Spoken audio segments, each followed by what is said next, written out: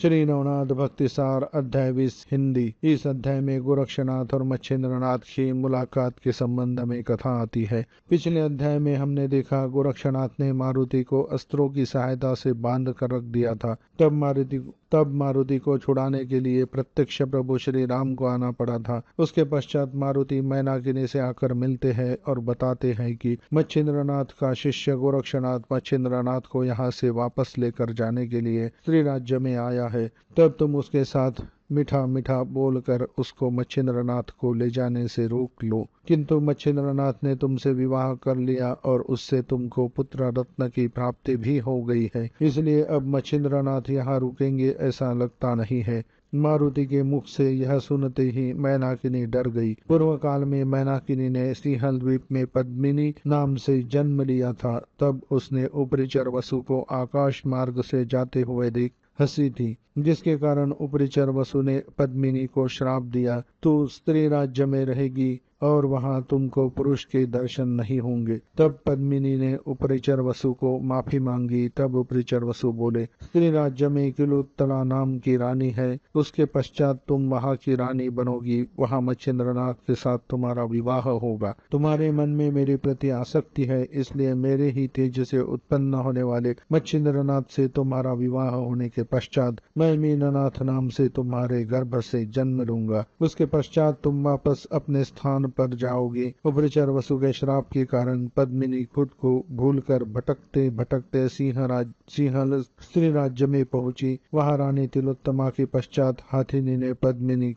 पद्मिनी की गले में माला डाल दी, जिससे पद्मिनी स्त्री राज्य की रानी बन गई और स्त्री राज्य में मच्छिंद्रनाथ के आगमन के पश्चात उनसे पद्मिनी का विवाह हुआ और समय रहते उसे मच्छिंद्रनाथ से पुत्र रत्न की प्राप्ति हुई, जिसका नाम मीननाथ था। मीननाथ के जन्म के कारण पद्मिनी का श्राप से मुक्त होने का समय नजदीक आ गया। इधर गोरक्षनाथ और कलिंगा के साथ और भी लोग श्रृंग मुरड नाम के गांव में आए। गोरक्षनाथ ने कलिंगा से कहा, मैं मृदंग बजाने का काम करूंगा। तब कलिंगा गोरक्षनाथ से बोली, यदि आप स्त्री का भेष धारण करेंगे तभी आप हमारे साथ आ सकेंगे, क्योंकि रानी के समक्ष हमारा नृत्य का कार्यक्रम है। तब गोरक्षनाथ ने मंत्र सामर्थ्य से तुरंत स्त्री वेश धारण कर लिया। उसके पश्चात नृत्य का कार्यक्रम शुरू हो गया। सिंहासन पर मच्छिंद्रनाथ और साथ में रानी मैनावती ने और मीननाथ भी बैठे थे। संगीत के बजते ही गोरक्षनाथ ने भी मृदंग बजाया। तब मृदंग से चलो मच्छिंद्रनाथ गोरख आए ऐसा स्वर गूंजने लगा।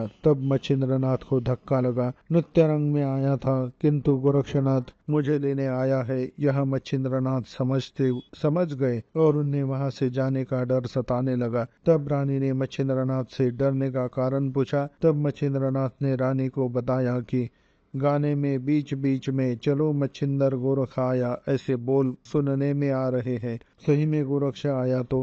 तब रानी ने मृदंग बजाने वाली स्त्री से पूछा, तुम जानबूझकर ये बोल निकाल रही हो क्या? तब वो स्त्री बोलती है कि मैं केवल मृदंग बजा रही हूँ, आप बाकी के वाद्य बजा कर देखो। उसने दूसरे वाद्य बजाने पर भी वही स्वर बज रहे थे। तब रानी को आश्चर्य हुआ और फिर रानी ने उस मृदंग बजाने वाली स्त्री से पूछा, तुम्हें तुम्हारे गुरु की कसम है, सच क्या है ये बताओ। तब नृत्य रुक गया और वह तरुणी बोली, मैं गोरक्षनाथ हूँ और गुरु मच्छिंद्रनाथ का शिष्य हूँ और उनको यहाँ से वापस लेकर जाने के लिए यहाँ पर आया हूँ। तब मच्छिंद्रनाथ बोलते हैं कि तुम अपना वास्तविक रूप प्रकट करो। तब गोरक्षनाथ तुरंत अपने वास्तविक रूप में प्रकट होते हैं। गोरक्षनाथ के वास्तविक रूप में प्रकट होते ही मच्छिंद्रनाथ उनको गले से लगाते हैं। गुरु शिष्य की भेंट होती है। गोरक्षनाथ अब तक हुई बातें मच्छिंद्रनाथ को बताते हैं। उसके बाद मच्छिंद्रनाथ गोरक्षनाथ को गोद में लेकर बैठते हैं। फलश्रुति इस अध्याय का श्रवण पठन करने से पागलपन की बाधा से सुरक्षा होती है और संसार में सुख की प्राप्ति होती है, ऐसा ग्रंथ में बताया है।